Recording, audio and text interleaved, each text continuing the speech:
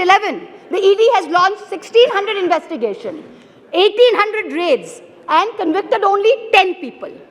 In the supplementary demand for grants, I see that the government is asking for an additional 2,900 crores to buy land and ready-built accommodation, office accommodation for the Enforcement Directorate.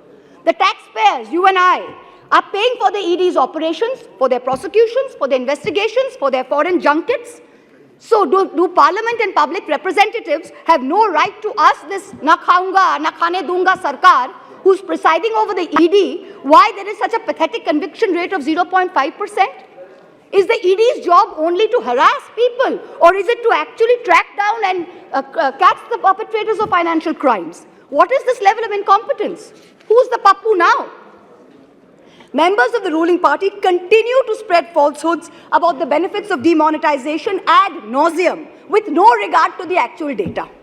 You have not achieved the goals of a cashless digital economy. You have not achieved the goals of phasing out fake currency, even after 6 years of your dhamaka announcement. Currency in circulation has doubled from 18 lakh crores in November 2016 to 32 lakh crores in November 22. Cash management company CMS's cash index for ATM hit an all-time high this Diwali. Cash is still king. Demonetization did not achieve any of the 3 targets. Who's the pappu now? I've been reviewing the demand for additional grants, and there are various items in it that are shocking. From a total subsidy request of 1,09,000 crores in March, the Department of Fertilizers has asked for an equal amount in the supplementary request. Just urea alone is accounting for 86,000 crores. Phosphorus and potassium are controlled because they are nutrient-based subsidies. What is this government doing to stem the overuse of urea, which is killing the soil, killing productivity, and killing our health? What the soil needs is balanced use of fertilizers. Bengal has been promoting a balanced fertilizer blend of major fertilizers. And now we are suffering because the center is starving us of the most popular mix of NPK, which is the basal application for potato. During November 22, Bengal asked for a certain amount, and only 33% of our demand for balanced fertilizers was met by the center. Most of the urea-based subsidy is going to GAIL, because GAIL supplies the maximum gas to the fertilizer sector. When are we going to see the much-promised reform and competition in this natural gas sector? When are we going to see the promised transmission system operator, the unbundling of GAIL? Is the government hiding and protecting GAIL under the garb of providing urea subsidies to people? Nearly 2,000 crores supplementary demand is for large industry, whereas only 233 crores is for the MSME sector. But the MSME sector accounts for 90% of jobs in the industrial sector. These are very distorted priorities. About 45,000 crores demand is for Manrega and other rural employment schemes. This is far too little, far too late. The rural sector accounts for nearly 2/3 of employment in this country.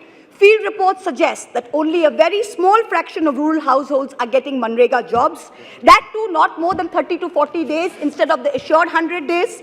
That too, there's a 3 to 4 week lag in wage payment simply because there is inadequate allocation of funds. There is also no supplementary demand for subsidized food delivery under PDS. There's an overall anti-poor bias in the supplementary demand for grants. BSNL is being provided, this is very interesting, BSNL is being provided a viability gap funding of 18,000 crores for rural wireline operations. Prima facie, I don't have a problem with this. But if the government of India wants to keep giving BSNL viability gap funding, it is also giving it free spectrum worth 30,000 crores. Then why not make BSNL free roaming rural for everybody? If I'm not a BSNL user, I'm an Airtel user. I am paying for BSNL's free spectrum. It is not only BSNL subscribers who are paying for it. So if Airtel has poor network in a rural area, why can my phone not latch on to BSNL? Taxpayers are paying for this. Make it free for all in rural areas.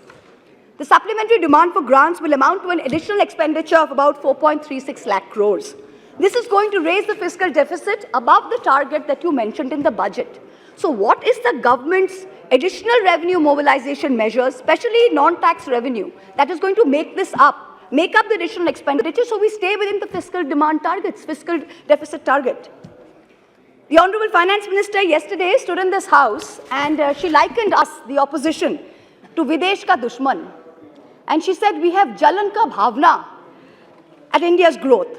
I stand here today to tell the Honorable Minister, wherever she may be, to tell this government, to tell this ruling party, that all of us here have given up our lives, our youth, our jibon, our jobon, as it were, to dedicate ourselves to the service of this great land, to the service of its people.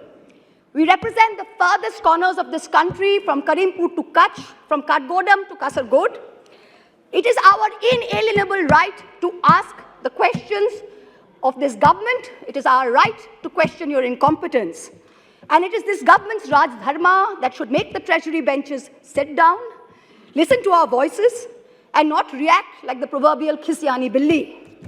It requires enormous courage and tenacity to simply stand up here and speak the truth, and we are doing it. In contrast, the ruling party is moving from one incendiary issue to another, from the division of Bengal into North and South, to the Citizenship Amendment Bill, to releasing convicted lifetime murderers and rapists just before an election, to openly trying to challenge the judiciary into submission. You somehow keep hoping that you will scare India into submission and you will keep winning power term after term. But it's not working. You just went to election in 3 states. With all your might, with all your resources, you won in only one. The president of the ruling party could not hold on to his own home state. Who's the pappu now? A certain honorable MP from the treasury benches, who's given to trespassing in high security zones, who goads us all with equal measure of falsehood and fake bravado, yesterday took cheap pot shots at my state, the state of Bengal, with false claims of diversion of Manrega funds. To him I say this: sir, don't push your luck. I went to Mount Holyoke College. I worship Ma Kali. And I've been elected twice from a border constituency. In your lingo, I say to you, and this is not unparliamentary, don't take panga. A certain Jari Booty Baba says publicly, he likes women in saris, shalwars, and also nothing at all. In the presence of the wife of a deputy chief minister of the ruling party, hand on heart, ask yourselves, had any opposition leader said anything remotely similar, you would have been baying for their blood. The ruling party does not denounce it. There is no outrage. A convicted murderer and rapist is publicly giving sermons while out on parole, and leaders of the ruling party are listening to it. You do not have the moral clarity to call out right from wrong. Who's the pappu now?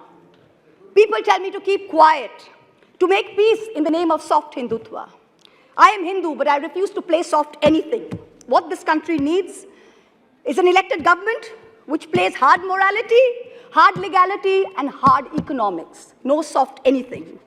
I urge this government and the finance minister to take control of the economy. And I urge the people of India to take control over who they give the reins of this country to. सवाल ये नहीं है कि बस्तियां किसने जलाई. सवाल यही है कि पागल के हाथ में माचिस किसने दी. This is a question that India needs to answer. Thank you very much. Jai Hind.